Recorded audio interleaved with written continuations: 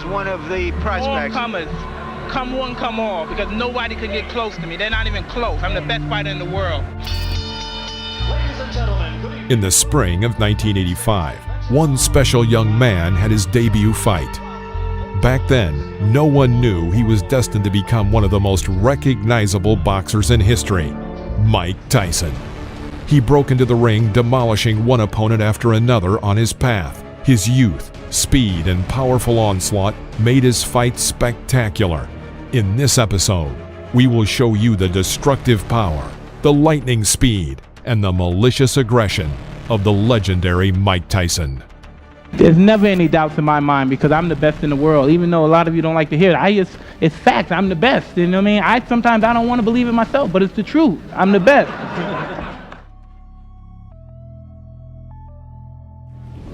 Mike Tyson versus Ricardo Spain. The fourth fight in Mike Tyson's career took place on June 20th, 1985, at Resorts International, Atlantic City, New Jersey. Mike Tyson's fourth fight. First fight in front of a big-time audience, though. This time not in. Mike Tyson. After a series of 12 unanswered strikes by Tyson, Spain tried to mount a comeback with a clinch. In an instant, Mike hits with a left hook, sending Spain to the deck. Hits like a steam hammer. As Ricardo Spain has already found out. Boy, that was quick. Boy, that was fast. Boy, that was found out. Leaning on the ropes, Ricardo rose at the count of 8. As soon as the referee gave the command to continue the fight, both boxers went on the attack. Both missed their targets, but Mike Tyson was faster and immediately landed a left hook to Spain's jaw. Ricardo's knees bent, which saved him from 2 more blows, but the referee stopped the bout. Absolutely destroyed him there. Well, we wondered, didn't we, when we saw the Halpin fight? Mike Tyson versus Michael Johnson, Mike's 8th fight, which took place on September 5th, 1985. The fight, like most of young Tyson's bouts, did not last long, only 39 seconds. There he goes. He's just going to pull. Want to point out? After the first exchange of blows and a powerful left hook to the liver, Johnson was knocked down to the floor of the ring. Because down he goes. The left hook just buried him, dug him in the ribs. I think it was a left and a right. The referee counted and gave the command to continue. The fight quickly began again, and Tyson hit Johnson with a powerful right cross, knocking him out. And he put it all there. The right to the head, and it's all over. Goodbye. I hope he's not hurt because that was a brutal, wide open punch. He did not have his guard up, and Mike Tyson just Mike Tyson versus Robert Coley. The 10th fight in Mike Tyson's career took place on October 25th, 1985, at the Atlantis Hotel, Atlantic City, New Jersey. The scheduled 8-round match began quickly and ended just as quickly, all in the style of the young Mike Tyson. In the first round, Tyson crushed this taller opponent at just 37 seconds, taking him down with a powerful left hook.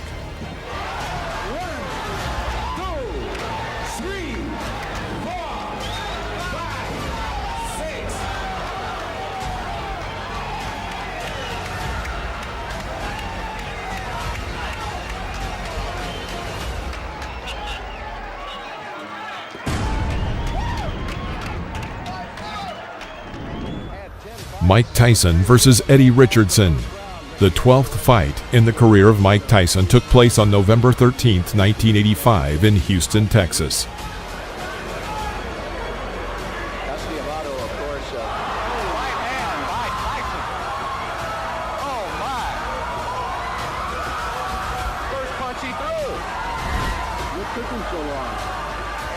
There were a lot of spectators in the hall. Everyone got comfortable in anticipation of the next knockout. And the knockout came, 1 minute 17 seconds into the first round, when Mike delivered a left hook to Eddie's head.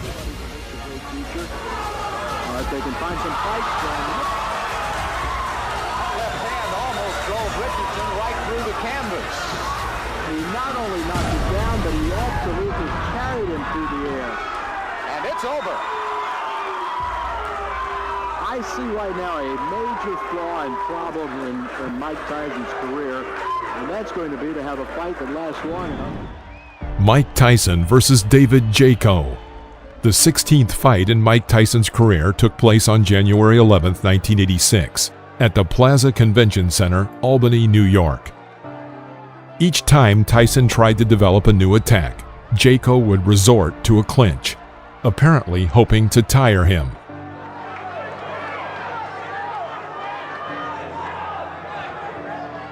After one of these combinations, a strike landed on David's head, and he found himself knocked down into the corner of the ring.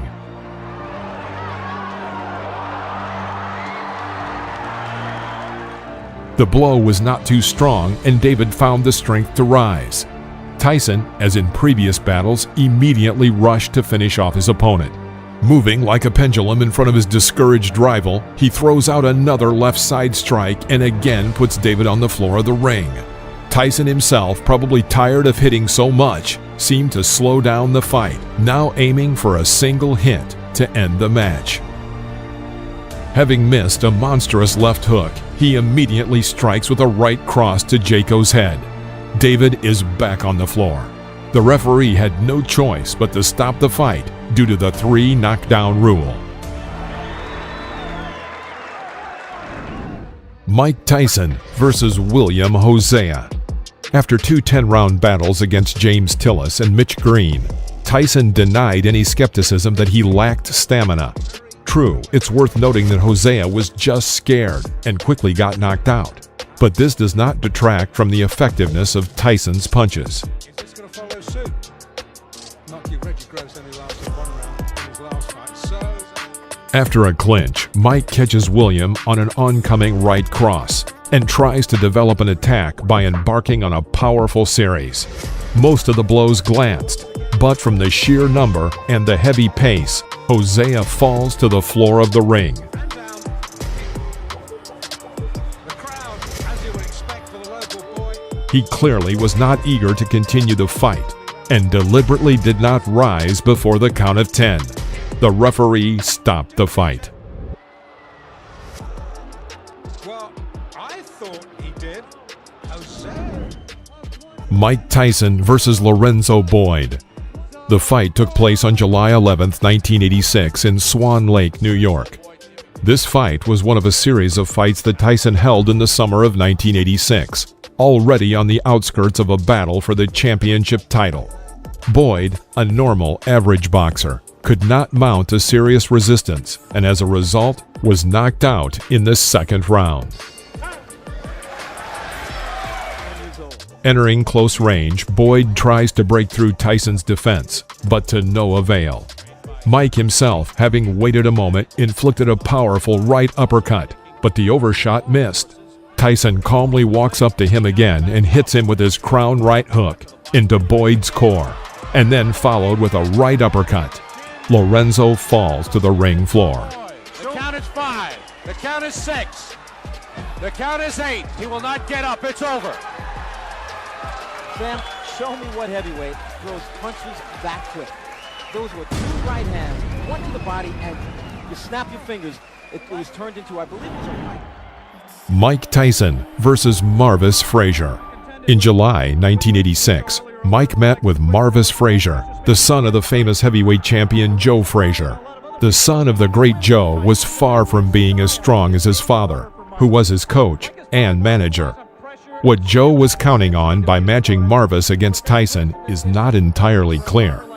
But when watching the battle, it seems that the young Frazier was hit by a truck. At the beginning of the first round, Mike cornered the opponent and hit him with a right uppercut. Frazier was shocked. Tyson immediately carried out a series of strong blows. His enemy fell. The referee started the countdown, but seeing that Frazier was lying insensibly, he stopped counting. It was a hard knockout. Frazier came to his senses in a few minutes. Tyson took only 30 seconds to knock out Frazier. This fight was the shortest in the professional career of Iron Mike. Ferguson, the first time you saw him here on ABC Sports. Watch the uppercut, the right uppercut. Mike Tyson versus Alfonso Ratliff. The fight against Alfonso was the last for Mike before the fight for the champion title with Trevor Berbick.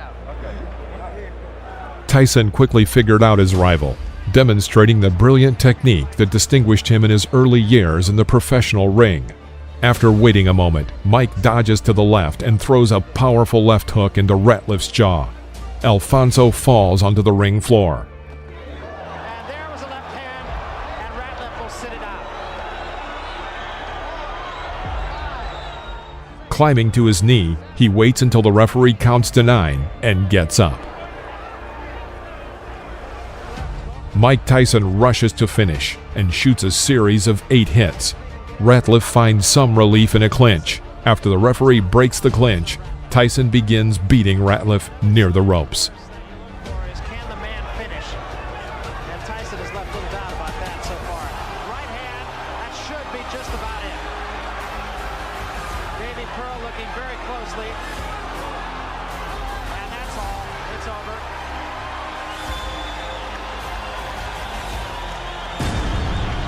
The bicycle had a flat tire. And the rider fell off.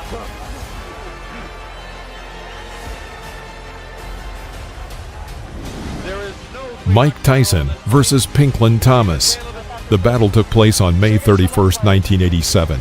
At this point, Mike was the owner of the WBA and WBC belts. Thomas approached this match with a good track record of a series of 3 victories in a row and was considered a serious test for the 20-year-old Tyson. And at the beginning of the match, it seemed so. Thomas managed to cope with the pressure of Iron Mike for 5 rounds. However, in the 6th 3-minute period, Tyson carried out a series of powerful uppercuts and hooks from both hands, some of which landed right on his opponent's jaw. Thomas stumbled, and then after another left hook, crumpled him to the canvas. Thomas really nailed. Big left hook, big right hand. Down goes Pinklin Thomas. Out of 11. He did not have time to get up before the end of the count, and the referee stopped the match.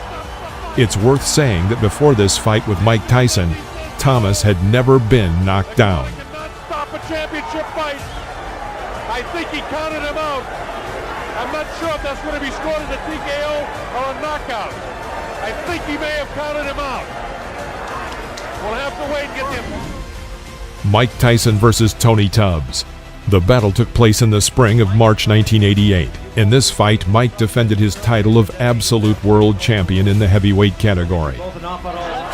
The fight did not last long, ending in the 2nd round with just one but very powerful left hook. Tubbs is hurt. Tubbs is hurt badly. It was a left After such a devastating blow, Tubbs could not even rise when the judge counted to 10. Jumped in the ring. The fight is over. with stunning swiftness. Mike Tyson versus Frank Bruno. The time of this fight just coincided with a difficult period in the personal life and career of Iron Mike. As for personal difficulties, he was in the process of divorcing his wife, and in his career, litigation with promoters. Tyson had very little time to prepare for the upcoming battle, only a couple weeks of full training. From the very first seconds of the battle, Mike carried out an effective attack, after which Bruno was on the canvas. It was a knockdown. Bruno's already tagged with a right hand. And there goes Bruno for the first time fight. The first right hand that got him, he was down. Bruno managed to recover and continue the fight, sometimes showing good boxing. Mike is just looking for an opportunity to come. It all ended in the 5th round when Tyson struck a series of punches, from which Bruno was thrown to the ropes. It was there that Mike began to continuously beat him, and it stopped only when Bruno's team threw in the towel. Richard Steele has moved in and has stopped the fight. It's all over. Michael Tyson wins on a 5th round TKO. Mike Tyson versus Henry Tillman. This was the first fight that Tyson had after losing to Buster Douglas.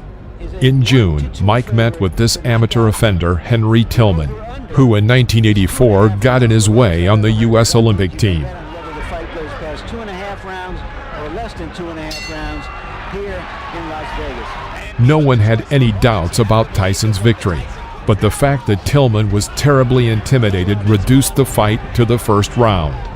One spectacular punch, and Tillman was down for the count. He should be doing a lot more movement than he is now. He's allowing Mike Tyson to trap him in the corner.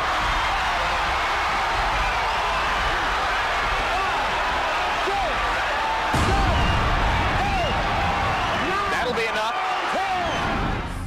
Mike Tyson versus Donovan Ruddock. This was a very interesting and revealing battle. Ruddock was a hefty Canadian who, of course, was afraid of Tyson, but not to the point that he would immediately fall, like Henry Tillman or Alex Stewart. Most likely, Ruddock was a hidden left-handed person, that is, a left-handed person standing in an ordinary left-handed stance. In general, a good but very limited boxer. All his technique came down to getting to his signature hit with the left, something between a hook and an uppercut, but he certainly had a powerful blow. The fight proceeded in a bitter struggle, with some advantage on Tyson's side.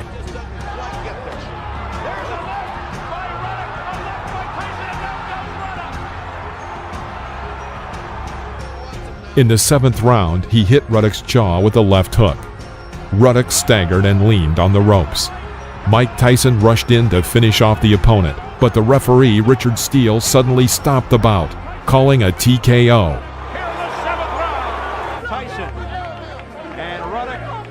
The decision was very controversial. After the battle stopped in the ring, a brawl began. After the intervention of the security guard, the fight was stopped. Mike Tyson versus Buster Mathis Jr. The battle took place in December of 1995.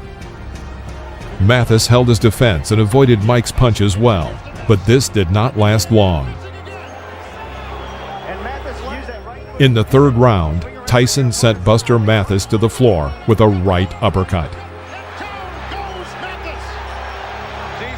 Mathis did not have time to rise before the count of 10, and the referee called a knockout.